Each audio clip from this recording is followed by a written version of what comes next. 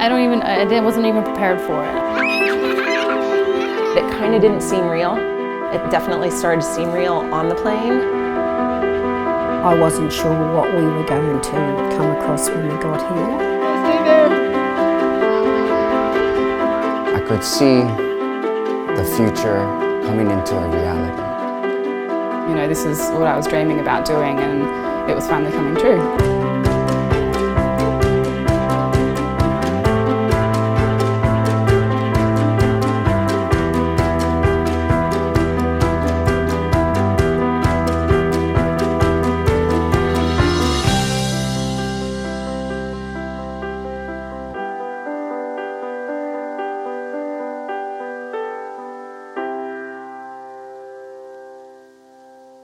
I am Melvia Juanico Malubay, and I am a licensed massage therapist and the first and only certified pediatric massage therapist now in the Philippines. And I live in Davao City.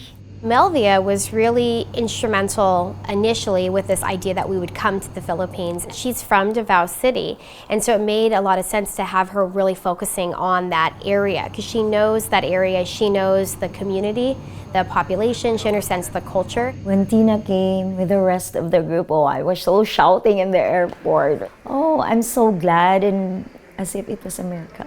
It was mixed feelings. I was a little bit anxious and excited because I was, eager to help and think we can do so much for these children.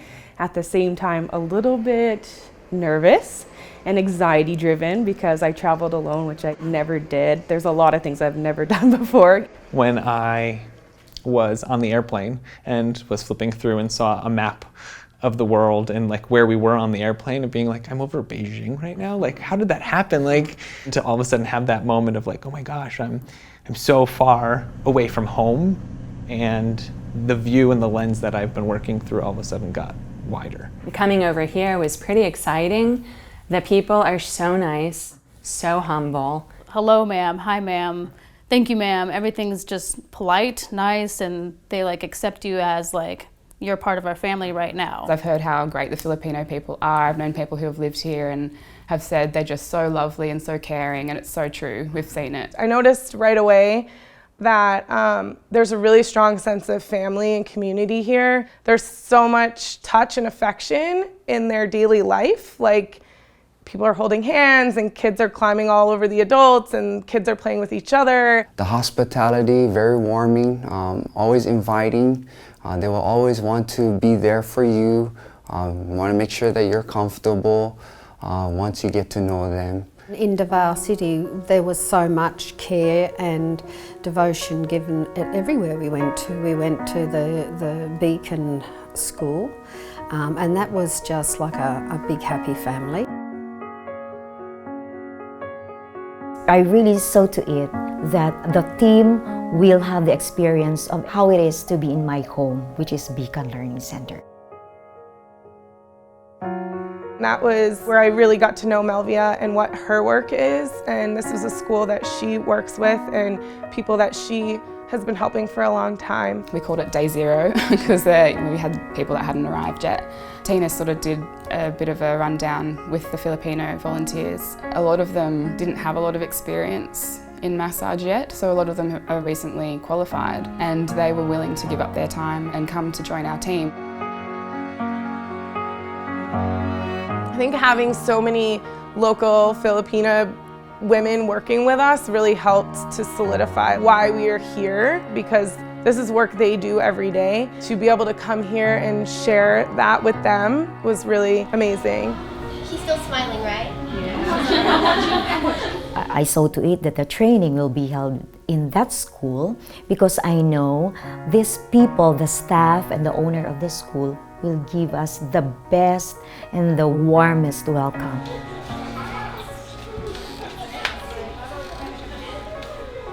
In the afternoon we got to work with some of the children. A lot of them are autistic, but they were really receptive straight away. We teamed up with the kids and they just loved it. quite a few children that when you look in their eyes, they're very vague, like as if the lights are on and no one's home. But once you start massaging them, it's like you can see this light. And they get that connection.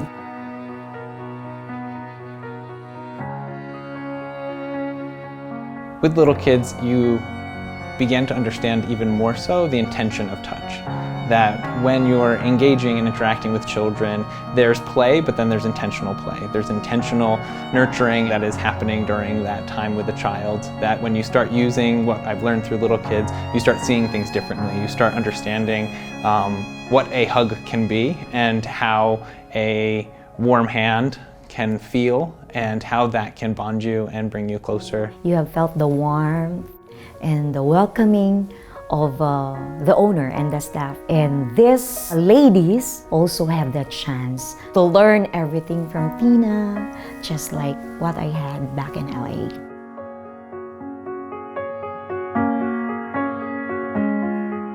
They were really touched that we would do an educational session for the staff, which we were able to do at the end of the day.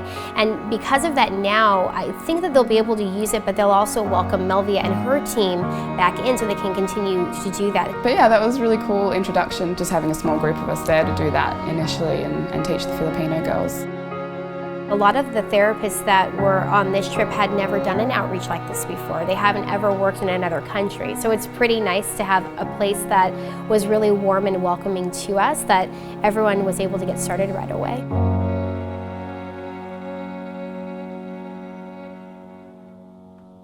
I've always wanted to do pediatric stuff, even when I was younger, and then winded up in rehabilitation and massage therapy. And it just kind of came full circle, and I ran into Tina at a conference, and it all just kind of blossomed from there about 4 years ago. I knew I was going to Baltimore for 4 days to study with Tina, and then I started getting the Little Kids emails and seeing that there was a call for global ambassadors and seeing that they were going to do an outreach trip to the Philippines. And outreach work and volunteerism has always been a part of who I am. So it felt really natural to get excited about the opportunity to travel overseas. A lot of people said, oh, you do pediatric massage? And a lot of them say, I didn't even really think about that. You know, I think about massaging adults, but I never really thought to massage my children. But it makes so much sense to them when they actually hear why we should be doing it. Going and doing the courses with Tina gave me the evidence base and your certificate which says, yeah, you can do this, instead of going, I think it works, I'm not sure why it works, but Tina had all that background and all the evidence as to why it did work. And for that, I've been able to go ahead with, you know, this is the evidence, this is why it works, instead of this is what Cheryl thinks. I feel like I've been working with adults to geriatrics, and there was a piece that was missing, which was the children. If we can get them balanced, growing, developing properly, they're our world. They're going to be taking care of us in the future.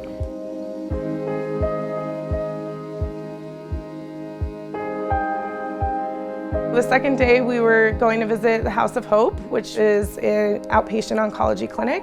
So I was really excited to be there and see what that was like. I just remember going in there and I don't know, my father died of cancer and it just kind of like it felt more like home. You could tell that some of them were sick, and you could tell that some of them had tumors. You could visibly see them in a way that we don't always see in the US. But for the most part, they were just playing and happy and having fun. I just couldn't get over how happy the children were, the parents were. I just found that it was very communal.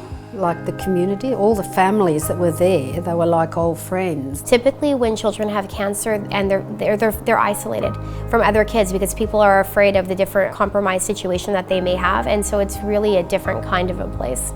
I don't know if their clinic works the same as ours, where you kind of come on the same day every week and you get to know each other, but it really felt like they knew each other.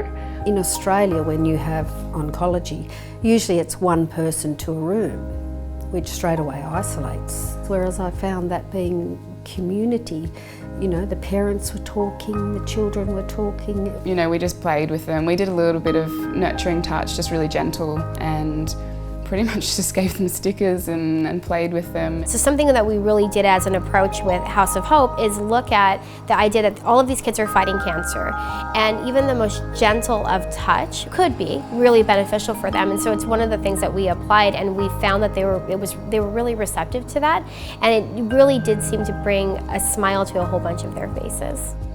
We ended up giving our dolls to them because one of the little girls was just so attached to it that we couldn't leave and not give them something. I can't remember her name, but she took my doll the second day. I was like, there's my doll, but it was perfect because I wanted her to feel that. She had just got done with like a chemo session and was very fatigued and tired, but she was still there and wanting to play.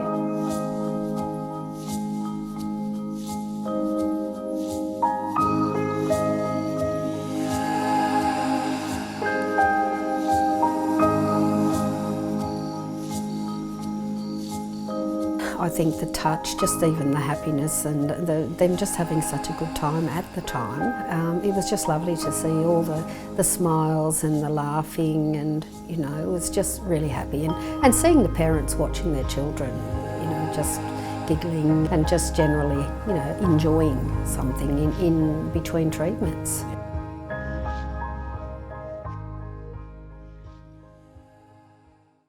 Yes, we're here to work with the children, and it's all about, I mean, we're here, the Liddle Kidz Foundation, you know, does work with children.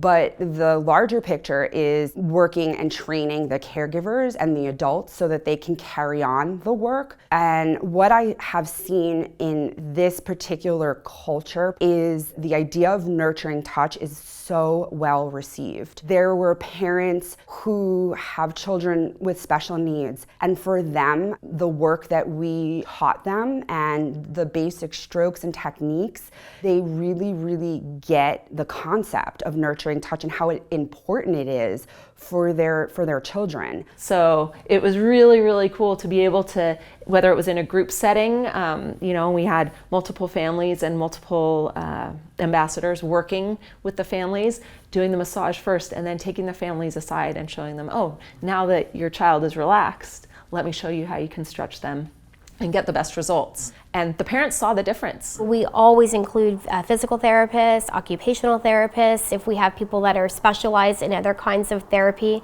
that would help infants and children, maybe it's yoga therapy or some kind of movement therapy. We try to bring that in because it's more that we can offer that completely integrates within our work. Physical therapists integrate touch in their practice, but to be able to actually focus on not only just what they already do, the assessments and those types of things, but to add the pediatric massage to their background is a huge component that brings a lot more for the populations we work with. Davao Hospital is an orthopedic hospital for kids, no, for children. And when we went there, it's already open to the public for over a year. It was so state-of-the-art. The whole hospital was just brilliant. It was like mind-blowing that out of just here in the Philippines, there's a hospital that operates like that. And the care was just incredible. Having that type of structure, environment is so inviting for them to feel welcome, and also knowing that they will be serviced makes it very effective. It felt not just like a clinical type of setting, but there was a lot of love expressed in the care that they provided to the families and the children, which I thought was just, it's awesome. That institution was related directly to children that needed surgery. They had orthopedic issues, different things like that, and to hear the stories and the PT, the physical therapy they did, the rehab they did. Lucky for us, when we were there, it was the free clinic. So everybody's welcome to be there, whether they are in or outpatient or just for consultation. We were able to extend and provide touch therapy not just to the kids but as well as to the nurses, to the staff, and to the parents. And we were able to at first work with families and children in a big group setting and try to teach them some things and also help the kids, which was amazing. And it helps their immune system. They basketball most days. There are a lot of people who are eager to find solutions to their health, and having the opportunity to be part of it These people were very open. We were also able to go into the actual rooms that the patients were in, and we walked around and were able to help some of the kids that had just had surgery to brighten their day, help treat a little bit, give them stickers, make them feel a little bit better, and just spend time with them, make them feel like somebody was there for them. We weren't sure initially exactly how much access we would have until we arrived. And that sounds odd that we would go into an environment not knowing exactly, but one of the things that I've found in doing this kind of work is you receive permission and you go in with the idea that we're welcomed and that we can do our education or provide certain kinds of care, and you have to meet them, and they have to trust you. They got the work. They were right there front and center, wanting to receive the work, feel it, see what we were doing. My teammates were working with infants that maybe were, 1 month, maybe 3 months old. The parents brought them in. They wanted to learn. Parents who brought their children in, who were there for outpatient services, wanted to come in and receive the work and feel it so that they could go home and do it on their kids. For them to be able to see us work with these kids and accept these kids for who they are and try and help these kids reach their full potential, I think it's planting a seed like these kids really matter. It was just a beautiful institution. It was a cool place.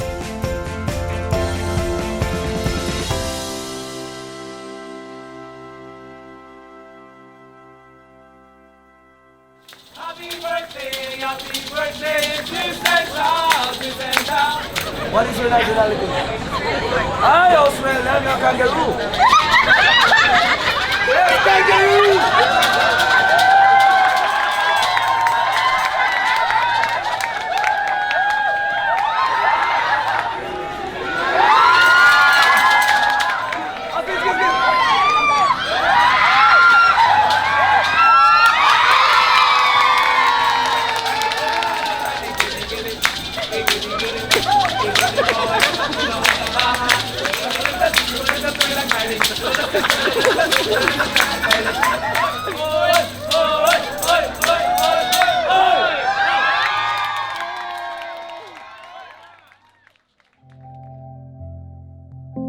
As we finished up our programs in Davao City, we all joined together and took a plane and flew to Cebu. And when we arrived there, we were greeted by Angel and Barry, who are 2 of 3 really important people that are involved in the Inability Project there in Cebu. Apple is the other one, and she came a little bit later to greet us, but they really helped us to be able to solidify all the work that we were going to be able to do in Cebu.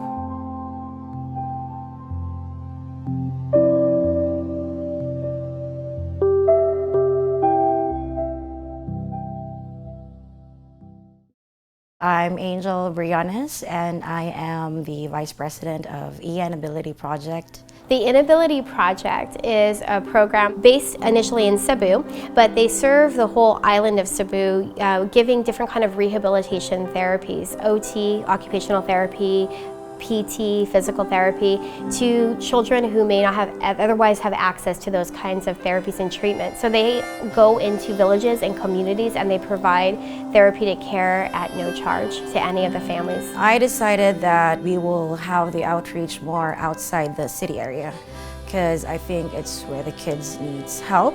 I mean, pediatric massage is non-invasive, and then it will be better that the kids there in the province will get those types of techniques. They have those different on-the-ground relationships in that area that we didn't have at the beginning. They established some of those for us. So we were able to partner with them and go in there and actually impact so many kids in one setting, as opposed to just going to one orphanage or one community center. We were able to come up with this idea to offer big health clinics so we could bring in more kids to one setting and serve more people at one time. There are lots of children in the suburbs, in the mountainous areas in Cebu that need this kind of help. Number 1, we had to go to Bourbon, which is north.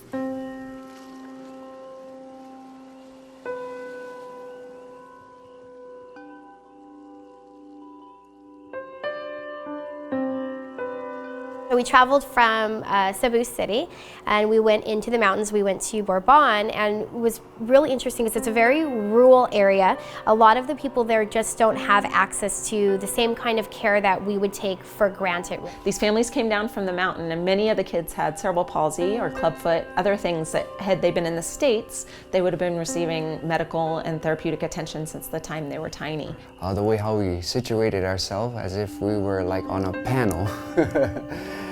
And there were hundreds of them with all different types of needs. The city really facilitated them being able to join us at our outreach, and literally went out into all the little communities, all the little villages, and let them know that we would be coming and when, and help to make sure that they could be part of that event. So, big event, huge auditorium, like tables set up like we were ambassadors, like, you know, very like sense of we're sitting at these tables and we're sitting in the front. So we got like fed beautiful, yummy snacks and felt very honored, like had this big seat at the table, and that was incredible. Please sing away as you are for the Philippine national anthem.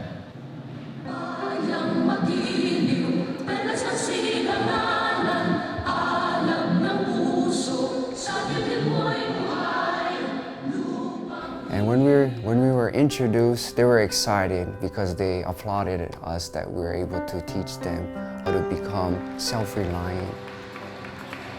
Are you excited to do this? Yes! We got to interact with a variety of ages. We had a little bit of morning stuff going on, which I kind of just moved around and worked with a bunch of different people, as well as parents, caregivers, that kind of thing. I do remember this little girl, and I can't remember her actual age, but I think she was like 7 or 9. And I had introduced myself as a father. And I was able to connect with them and let them know that I too am a father. I have 3 little princesses that I love so much. And I could connect with this individual.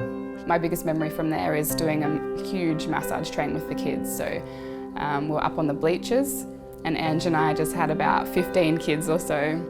I think they're our entire class, and we just had them up there doing like massage stories and like putting cheese on their backs and like making salad and tossing salad, and it was just, they love it. They were giggling so much. Watermelon, watermelon, papaya, papaya, banana, banana, banana, banana, fruit salad, fruit salad. Initially, we started off in groups, with there was 2 other teammates in the group, and we were going to do a group lesson. And I looked over to my left, and I saw a boy with cerebral palsy, and he couldn't sit on the chair. And so I looked at his mom, and I said, I kind of wanted to make sure that I was correct in my observation, and I said, can he sit up? And she was trying to, but he was kind of falling over a little bit and didn't have the strength or the capacity to actually hold himself up. But you could tell that she really wanted to learn, and he really wanted to receive. He met Otis, and he fell in love with Otis. He just kept asking for Otis the whole time, and so Otis came up and joined us.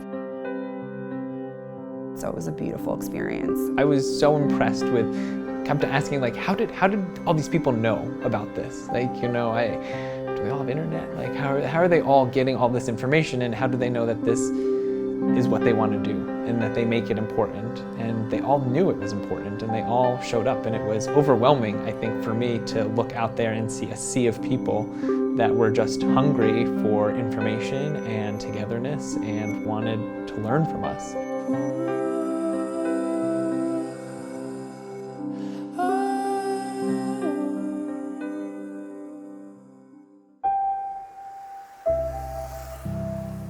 I got the feeling that people were less fortunate. It's sort of like a lot of shanty towns we sort of come across. You would see literally sheet metal as a roof, or woven baskets made for walls, or just everything was lined of laundry. It's been interesting to see some parts of the country, which is beautiful and lavish and green and mountainous that I personally don't get to see at home. But at the same time, I've seen a lot of stuff that's pretty sad, looking at people living on the streets and babies from block to block to block, and you can't imagine how these people are surviving. Definitely something that's different here is the discrepancy in socioeconomic class. If you get a feeling that there's the people that are up here and there's the people that are down here and there's not much in between. You can have a really nice place here and right next door there's like corrugated iron is someone else's house. There's a pretty big gap between those people who seem to be kind of what we would consider like an upper class kind of of population or a family, and those people who are living essentially more in what we would say would be shacks, who don't really have all of the first world amenities. I come from a place where I've been in the middle my whole life. So seeing that kind of discrepancy is really hard. That's been a big difference. But one really cool thing about it is all the kids that we worked with are happy, and they just had like this heart that was just amazing. And that's something that I think is in the culture, just this heart for loving life and loving other people. Just really happy with what they had, and just friendly and joyous. If you would encounter anybody from any different role in that society, that was really pretty awesome.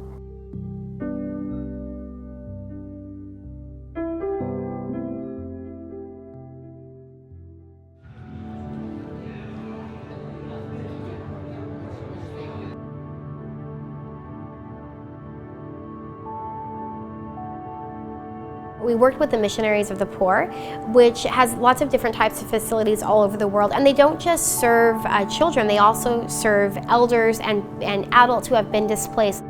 The Missionaries of the Poor takes in people that really don't have anywhere else to go. They haven't got any family and they don't have another home.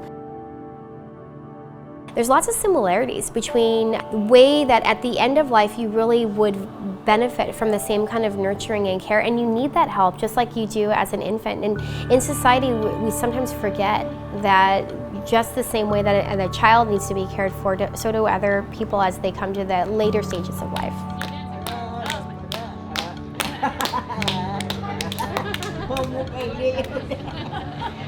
If you're living in a home like that and you're just laying in a bed all day long and no one comes to you to just be with you, to spend time with you, to hold your hand and let you know that someone else knows you are here and that you really matter, it's missing the point. The point is that we really need to communicate that every single person matters.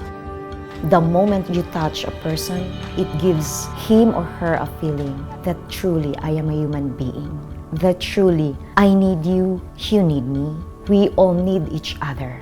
That is massage therapy.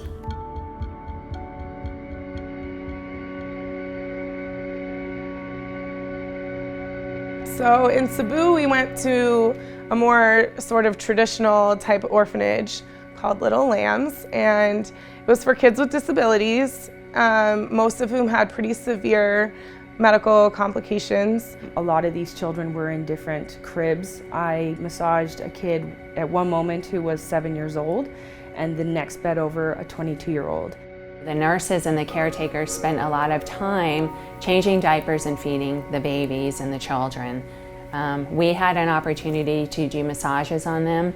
My little boy, his name was John, he fell asleep instantly. One of the things that was a little bit different or unique here in this facility was the children really outnumbered the staff. And so something that we notice is the staff are doing a really good job, the very best that they can, but they're understaffed. So some of the kids don't get as much one-on-one attention as the staff would probably like to provide just because there's not enough of them. And so to be able to do that for the kids was pretty amazing. At Liddle Lambs, the staff was just a lot smaller, and so we were kind of in survival mode. We were just doing what we could in that moment. A lot of the kids in that room were visually impaired, they were mobile, but they needed guidance, so they would literally just like grab onto you. Instantly, even just hearing our voice being in a mild, warm kind of tone, they brightened up and started to kind of like move towards you. A lot of them I found were like rolled away. We were still providing nurturing touch and found ways to do that within what they needed. They're not able to get out of their crib, but we were able to take them out. They gave us access to do that, and that was a really nice experience, not only for us, but I think also for the children to be able to do something a little bit different. There was a young boy named Sean in Melvia, and I worked with him. He was just such an obliging, happy young boy. We stuck stickers all over him, and we both did arms and legs, and all he did was just smile. And you know, I think he was non-verbal, but when we left, as we were walking out, he was standing with his face between two pylons watching us walking out. And it really struck me. I mean, I wish I could do a bit more. I was working with a little girl who was 9, but she weighed about 15 kilos. You know, I ended up taking her out of her cot because I don't think that happens very often there. And we just sat outside, and you know, I let her sort of have a look around and see everyone playing, and you know, looking at the birds in the sky. Just something as simple as that, I think, can really help them and make their day. There was a lot of children that you could tell were malnourished, and unfortunately not to the best of their ability had they had other opportunities like we have back home.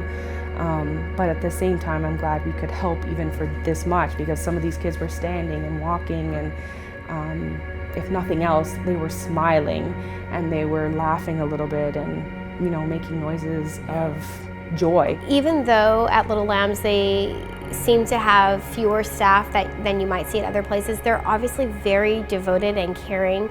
They have a huge gate that is on the entire sort of compound of Little Lambs, but they open the gate and they let all of the kids that are in the community, that might be kids with families, they may or may not have families. There are a lot of children that live on the streets in the Philippines, and so they let all the kids, no matter where they come from, come in and use their playground as a place where they can gather and play, to allow the kids a really safe place to play and just be kids. So they're not worried sitting on the street, what am I going to do next? They actually just go and spend the day playing with other kids, which is what kids are supposed to do.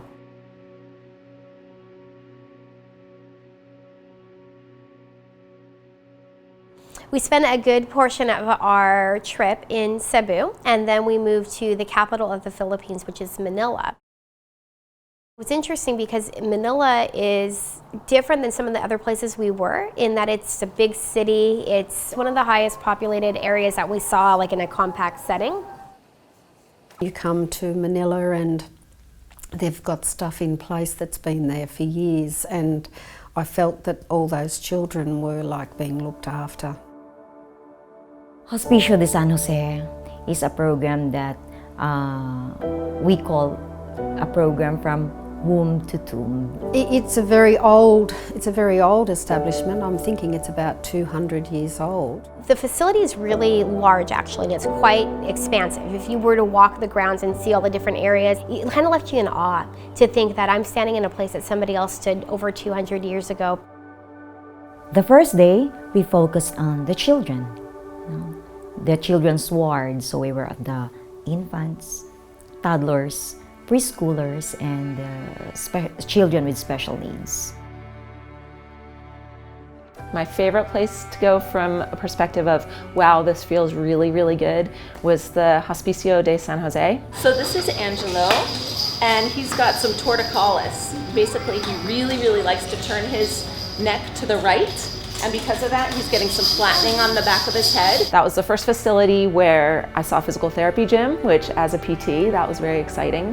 And it was the first facility where I felt like people were actively asking me questions about how they could help the kids, and that felt really, really good. And once he's over there, it's just gentle like that. This is gentle pressure. We were continually embraced to do and try, and taken around to all the different areas, which was just beautiful in itself. It was just so welcoming, and the feeling I got that if you didn't work that way, you wouldn't be there. So if you didn't love what you did, you'd be out the door. One of my favorite parts of that visit was at the end of the first day, we kind of helped them put them to bed for a nap. And one of my favorite moments is one of the kids we were working with got in her bed, and then the next kid got in his bed, and they kind of squished all the beds together to make enough room. And they just reached out and like held each other's hands on both sides, these 3 kids. And I just thought, like, wow, so important to them. Like that, these were nonverbal kids who might not necessarily be able to walk on their own or ask for that type of nurturing, but they were providing it for each other in that moment, and I just thought that was so cool. We spent 2 days at Hospicio de San Jose, and I think we were all pleasantly surprised. I think we were thinking it was going to be pretty rough, but it was amazing. They were really, like, these kids were really taken care of. It restored my faith that there are good people out there looking after these people. We also worked with the Lolas, which is the term for a grandmother. There's culturally that offering where when you meet someone who's older than you, you take their hand and you place it on your forehead. And it, again, is that idea of human interaction, that human touch, and that idea of respect. And that made all the difference I felt when I was interacting with Lola Rezi. Like that, she didn't have words, she was nonverbal, but we had this moment, and it was our first moment of interaction, and there was a sense of reverence and respect. The profound experience that I had there was when we got to work with the Lolas, the older population, the grandmas in the facility. And our first day there, we weren't working with the Lolas, and a caregiver was wheeling a woman around in a wheelchair, and I was walking down the corridor, and I was passing her, and just in passing, she reached out with her hand towards me and grabbed me, and I held her hand for a couple of minutes, and I had this really profound connection with her. And then the next day when we went back and we went into the Lola's room, they were all sitting waiting for us to come in and work on them and make them feel loved and just go ahead and perform these wonderful techniques of nurturing touch. And she was there. Her name was Andrea. And I found out that she was 100 years old. And when I walked in, I saw her and she saw me and she reached out to me again. And I guess I felt so blessed to be with her in that moment. I'm getting emotional.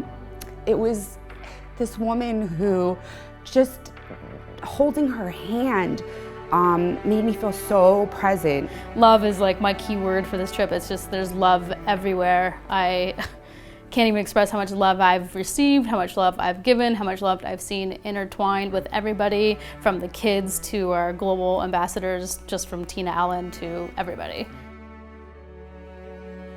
So that is one way, of linking or networking, so that we could facilitate also the service, because on our own we could not accomplish all. So what you have imparted to us, these past 2 days, more or less will help us also gain skills in how to attend to the needs of our residents.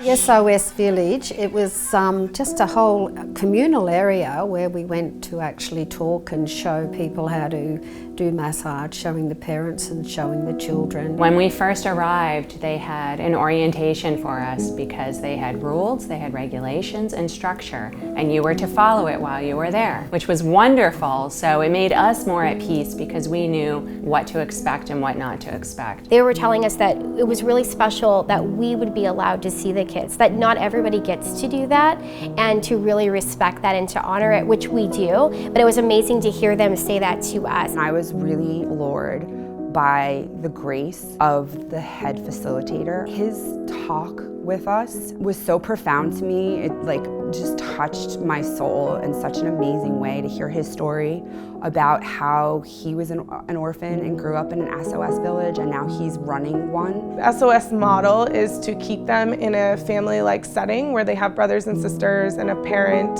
and that they can grow up in one place. So each house with their potentially 10 children, all living together, all acting as a family. They are a family. These are the kids that really nobody else wants, that they've been given up multiple times, and there's not really another type of a home for them. But when you go to SOS, one of the things you notice, this is a home. They explained to us that their priority is not to adopt these children out, but to keep them in a stable home until they are able and ready to care for themselves. I thought it was pretty amazing that they have one mother in the house for maybe up to 8 children, and then they have an auntie who is like a mother in training, and so the mother is somebody who's single, who doesn't have any children of their own, and who want to be parents.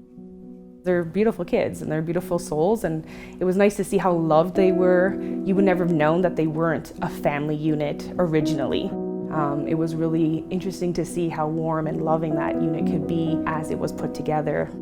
We all paired off and went into different homes and met the children, met the mothers that were there, and we were able to teach massage, and they were very excited about it, very receptive. They wanted to show you where they slept, where they ate at, like how they lived. I think their homes are very sacred places to the Filipino culture, and to have us enter their homes and work with their families was incredible. The mom that we worked with had she had 9 children in her home. She had been doing this for 30 years, and we got to work with them in their home, and they were so excited. They practiced on each other. Mom was really excited that the teenagers were learning so they could help her aching back, and it was just really nice to see it all come full circle in their living room.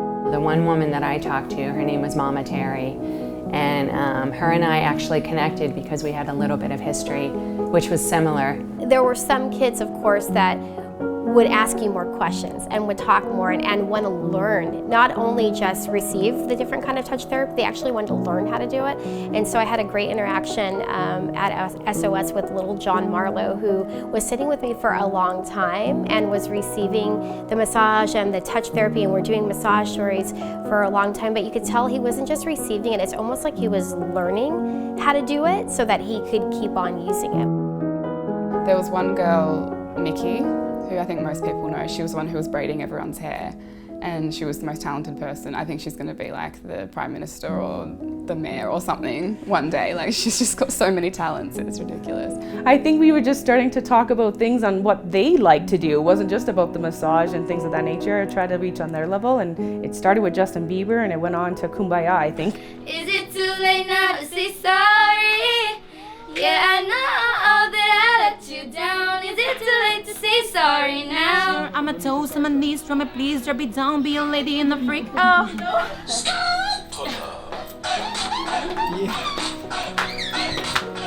They all wanted to be part of it, which was great, because that's what it should be, is that community coming together in a sense. How intimate and privileged we were to step into these homes and teach something, and not only impact them, but have them impact us. And that idea of intimacy and nurturing. That really touched and warmed my heart and made me really feel that what I was doing was really making an impact, and what I was doing was almost nothing in a sense.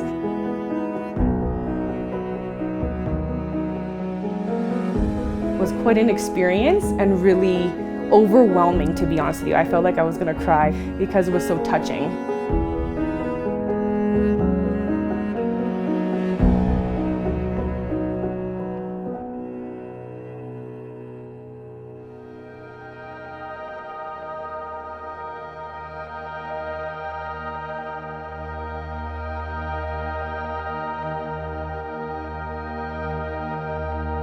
I joined this trip because I was really looking to connect with people. I had an opportunity to come into a different world, give care and love to strangers, and connect with them, which opens my heart, and I get to learn more about myself. My mom being sick was probably the hardest thing to deal with and to come to terms with we really don't have control in life. Although it's not my kid and it's not this, but it's my mom and she was the closest person to me, I felt alone in the world in a sense. And coming here, I feel like I'm a part of something, and I feel like coming here and giving so much of myself and allowing myself to be open has allowed me to feel more free and to be to realize that life does go on. I'll never forget, and she'll always be here. I'm obviously still emotional. It's only been about 6 months, but to realize that we definitely need to do more. And although I would do that 100 times over again, never want to live that again, I know that I could do that for 100 other people, and maybe a small fraction of a way that could impact their lives so much more, and ultimately you don't realize it, but how much it impacts you. You don't have to spend so much time to help other people. You just have to do it. You just have to go outside yourself and make that choice. The word ambassador, I think, has such presence to it, and it immediately felt that we were given this really big privilege and honor to meet these families who were in such need, and to see these children that are having a wonderful life. Like I think everybody that we've met on this trip, their idea of life has been so fulfilling. Like whatever it is that they've been given, they were given it and they fully embrace it. It's amazing that they know that they're valued and cared for, even by someone who is perceivably some stranger who came all the way across the world to let them know that we're thinking about you. It's something that every kid should know, that they're important. You can really impact the world with this gift, and to me, that's all that matters.